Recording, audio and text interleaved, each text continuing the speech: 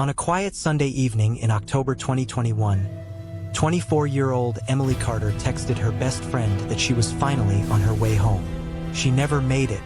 Within 48 hours, a small American town would be turned inside out, and police would uncover a secret so twisted it would shock even seasoned detectives. This is the story of Emily Carter, and the man who thought he could outsmart everyone. Nestled between cornfields and maple trees, Waverly, Ohio was the kind of place where everyone waved to each other, where Friday night football meant the world, and where bad things supposedly didn't happen. Emily Carter grew up here, a recent nursing school graduate, bright-eyed, endlessly kind, the kind of person who volunteered at the animal shelter on weekends. After moving back from Cincinnati for a few months to save money, she'd just landed her first full-time job at Riverbend Medical Center. She was planning to get her own apartment and, as she told her mom over coffee that morning, finally feel like an adult. By that night, her future would end in a wooded ditch 10 miles outside town. At 6:17 p.m., Emily texted her roommate, "Leaving now. GPS says 40 minutes." She was last seen on a security camera at the Sunoco gas station, buying a bottle of water and a snack. The clerk later recalled her smiling, joking about how tired she was after a double shift. When she didn't return home, her roommate assumed she'd crashed at her boyfriend's house. By morning, calls went to voicemail. Her mother, Diane Carter, reported her missing at 9:12 a.m. Monday. 2 days later, a local hunter found a silver Honda Civic half-submerged in a drainage ditch off Route 83. The driver's door was open, keys still in the ignition, but Emily was gone. A few hours later, deputies combing the nearby woods discovered a body partially covered with brush, just 50 yards from the car. DNA confirmed it was Emily Carter. Sheriff's Detective Aaron Beckett, a 20-year veteran, described it as methodical, not random. There was no sexual assault, no robbery. Her wallet and phone were still in the car. Autopsy results showed asphyxiation, ligature marks around her neck, consistent with a rope or cord.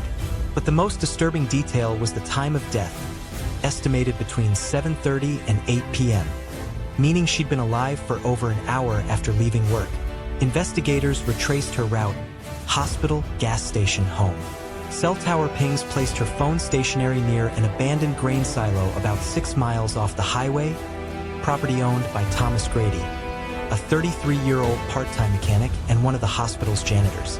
Grady had no prior violent record, but co-workers said he'd often linger near Emily's unit, making awkward small talk. She'd once mentioned he gave her the creeps.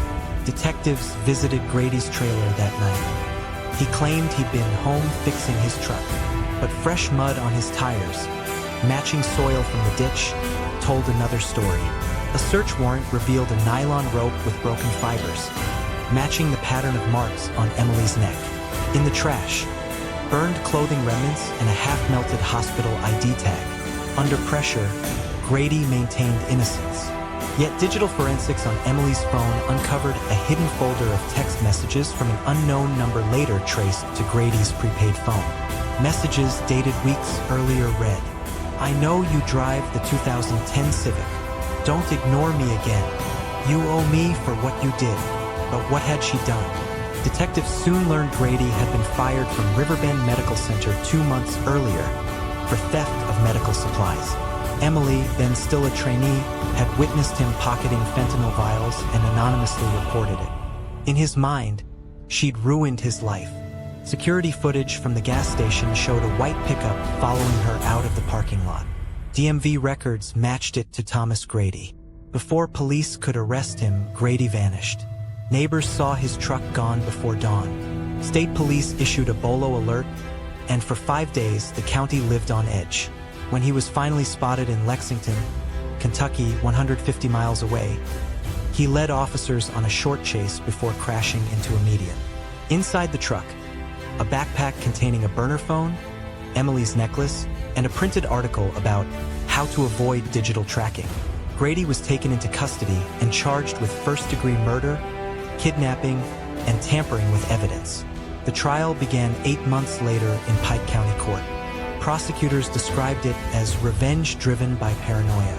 They presented cell phone triangulation, tire tread impressions, and fiber analysis connecting Grady to the rope and to the crime scene. The defense argued it was circumstantial, that Emily had confronted him and things accidentally escalated. But the jury didn't buy it. A key moment came when the medical examiner testified that the ligature pressure was sustained for more than 90 seconds, suggesting deliberate intent.